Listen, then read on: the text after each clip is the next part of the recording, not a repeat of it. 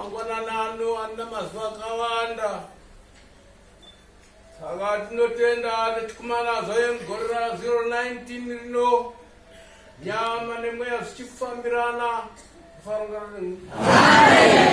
Kakweko kumana neuyu mwiri watenzi nekumwe ropa rake munofanira kusangana naro muri watsvene wakarurama vasina mbosa zvachapomerwa.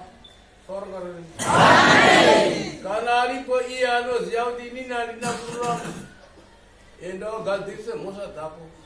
Kana uchimwa nekudya iwe usina kufanira, uri kuzvigadzire mhosva yekoraswa ndiyo, pedzisira uchate huni dzekugehena.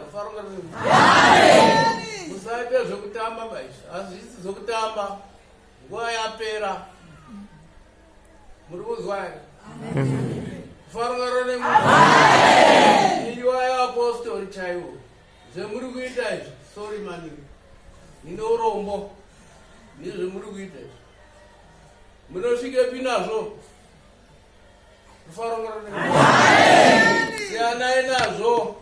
Siyanai neuroyi.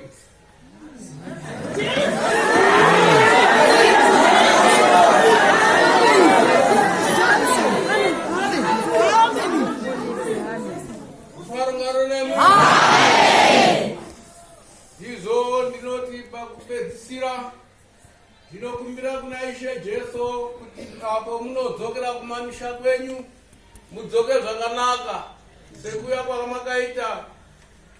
Hatidanhane rumba rumba, endai zvinyoronyoro ndio zvinona Ishe. Kuti kana mukarumba kuti munorara pachimupunga, imi baba pano bechiti handapedza ndakwenda. Teramirai.